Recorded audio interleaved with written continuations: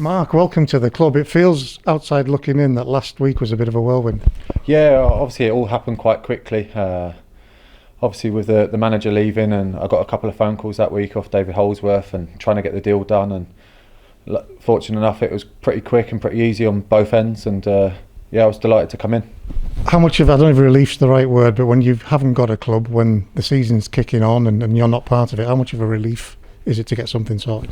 I've had loads of offers in the summer. It's a weird one. I had a similar situation last year that I had a lot of offers, but it's about picking the right time and the right contract and about the right club for yourself and your own scenario. So me being based in Preston, my kids going to school there, that plays a big part. That I didn't want a lot of travelling, and stuff like that does play a big part, especially as you get older, that you can't just up sticks and move. And so it's just waiting and being patient. I'd been in training, lucky enough, with Wigan for the last 5 weeks, so I felt ready to go at every opportunity that I got, and it's just, again, it's nice to get sorted and stuff. I wouldn't say it was a relief. I was waiting for the right one for me.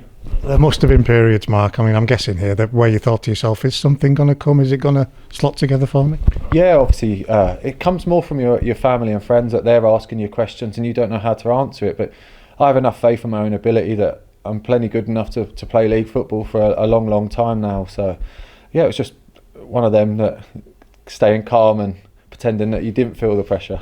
Huge thank you to Wigan, there must be, to help you stay on top of your game and ready for a situation like this. Yeah, of course, yeah. Obviously I've got a few contacts there and I can't thank them enough. They've done me a massive turn, and I think I owe them a bottle of wine when I see them next. Yeah, no, I appreciate everything they did for me, and the opportunity of just keeping myself fit and ready and sharp and making me feel that little bit closer to playing again. But on that whirlwind, you're in on Thursday, you train, you're in on Friday, you're playing on Saturday. It doesn't get any better than that. No, of course. I want to play football, no matter where I've been. On all the options that I have had, some of them have not been to play and to go higher up in the leagues, but that's not something that I was looking at the time. And I feel really good to just keep playing at the moment, and I don't see a reason why I should change that. Well, we can't hide away from the fact that there's a little bit of state of flux at the moment. We don't know what the managerial situation is. Did that give you any second thoughts at all? No, I think that was one of the reasons that also it was a short-term deal. I think it suited both parties, with neither of us quite knowing what direction the club's going to go in with the manager and what the next steps would be for either of us. So I think it just suited us both to agree to that. And again, I said that David was brilliant with me, and obviously hopefully I think he feels the same about myself. And the length of the deal, it means you have to put a marker down, you have to remind people what you're all about. Yeah, exactly, and it was about me just coming and playing games, and it's ideal for both people, and hopefully I can use my experience of, I did a similar situation last year where I signed 8 games into the season where a team that were bottom of the league, and it was just to try and help them stay up, and we did that quite comfortably in the end. Have you got that feeling, same sense of coming into this dressing room and thinking, yeah, there's something here? I said to the lads after the game that there's a lot more positives to take than I went into my first game last year. I think for Scunthorpe we got beat, I think it was 3 or 4-1 away from home at Exeter, and after that game you do start to sit on the coach on the way home and you start thinking of all the different scenarios. But no, I felt a lot more positives in that dressing room today, and hopefully we can continue that. I think that defensively we stuck to our jobs really well, and we just didn't really get the rub of the green in both boxes. But where there's a dressing room that is struggling a little bit with confidence, I know that the caretaker manager said that on Saturday after the game, that can't be easy to slot in and just sort of get things going again.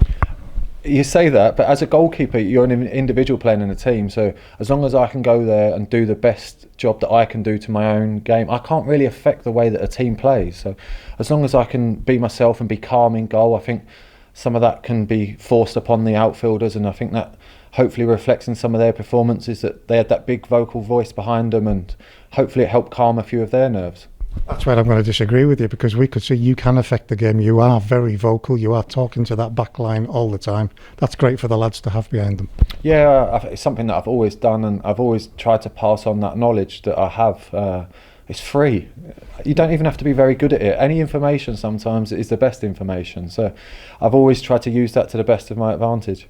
Gav said it, getting somebody with your experience, your knowledge, the way that you know this level and levels above, that can only help the lads in the long run. Yeah, hopefully. Again, just the way I am on a day-to-day, I make a lot of demands out of people, and I do want everyone to be better. I sound like a manager when I say stuff like that, but I think that is just my age, that I don't want to be part of a team that's struggling. I want to go in and make a difference and make us better.